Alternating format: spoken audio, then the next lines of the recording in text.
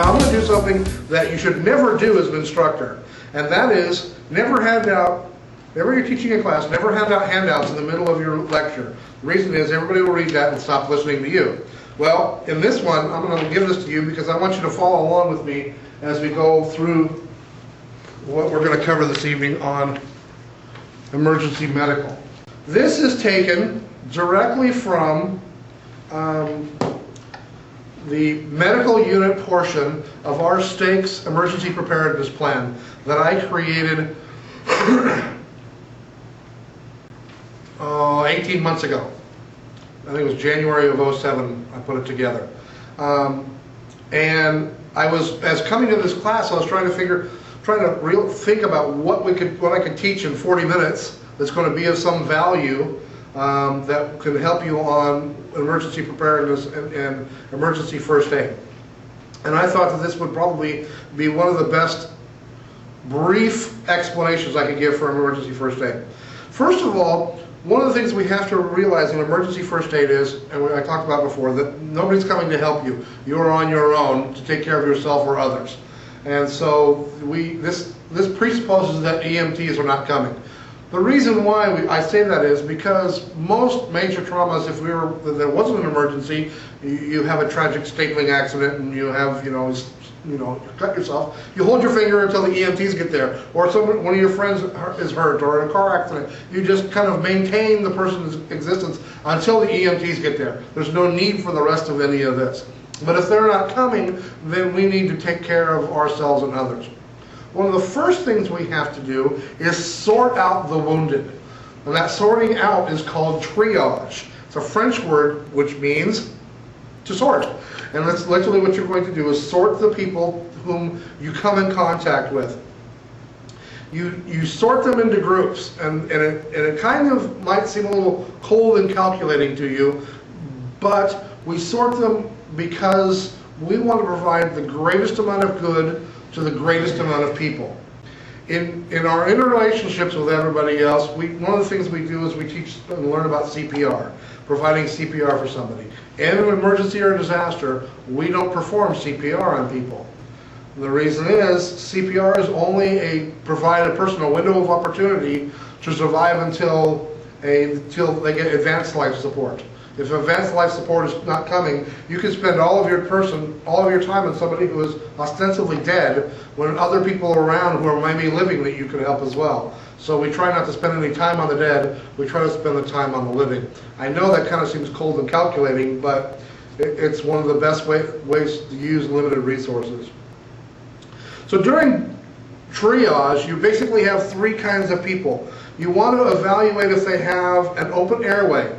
You might have heard of CPR classes or things you took with the ABCs, airway, breathing, and circulation. We want to see if the person has an open airway. If they have an open airway, we want to see if they're breathing. If they're not breathing, there's an old adage, if you're not breathing, and you don't, there are two things go together, by the way, breathing and your heartbeat. That's why they call it CPR, cardiopulmonary resuscitation. If you're not breathing, you have no heartbeat.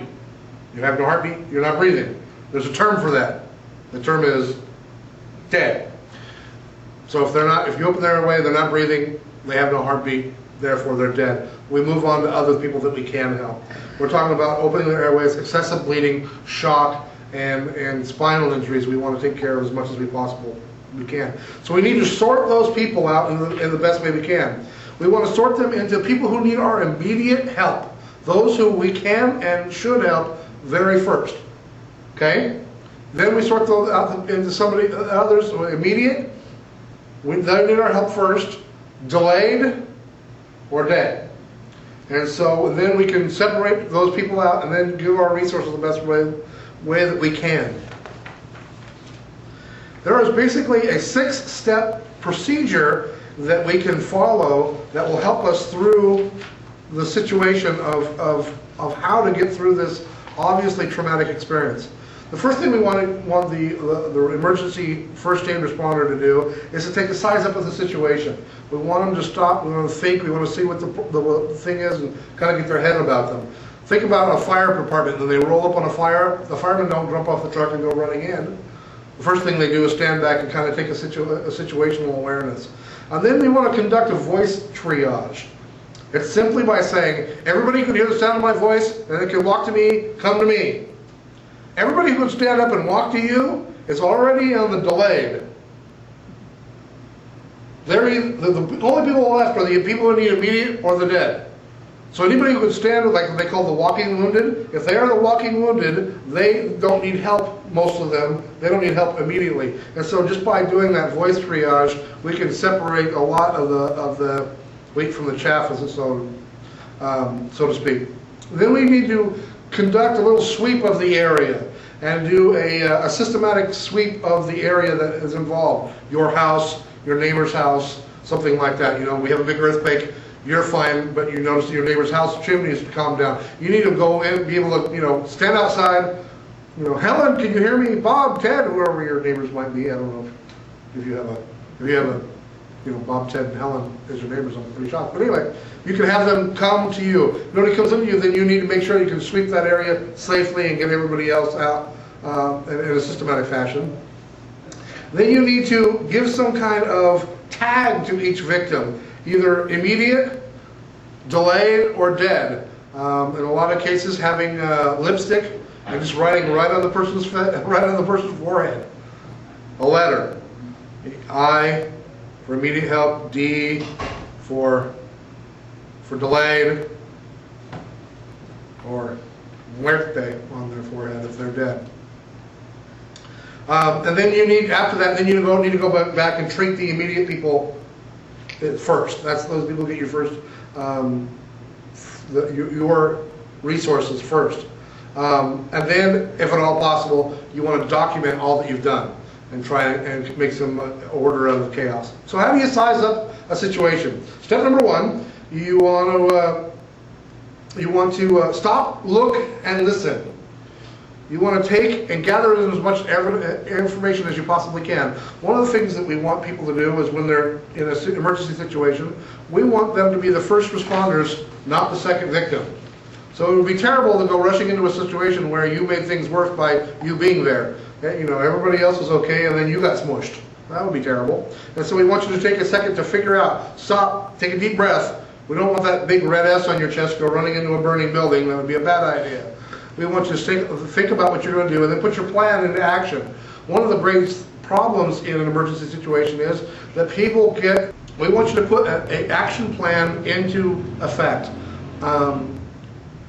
The paralysis of analysis has probably done more damage over the years. People go, well, should I? I don't know. Well, I don't, you know, well, we want you to come up with a plan knowing that no plan is perfect, and her plan is not my plan, and then go and implement your plan. No plan is perfect. You do the very best you can. Second, we want you to do a voice triage. Simply walking into a room or an area and asking everybody who can to come to the sound of your voice. That separates a lot of people right there. Everybody who can stand and walk out, you just tell them, stand and walk outside. I'm hurt. Yeah, I know. Put your hand over your head and walk outside. Then the people who are left are the people who need probably will need your help the most.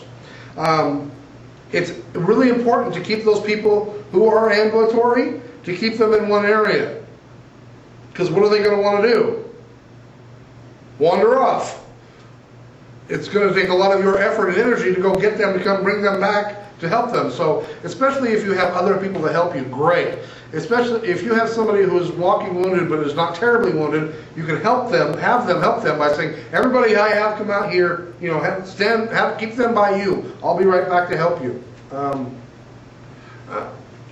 And you can also have them give you the information of like, well, who else was in the house?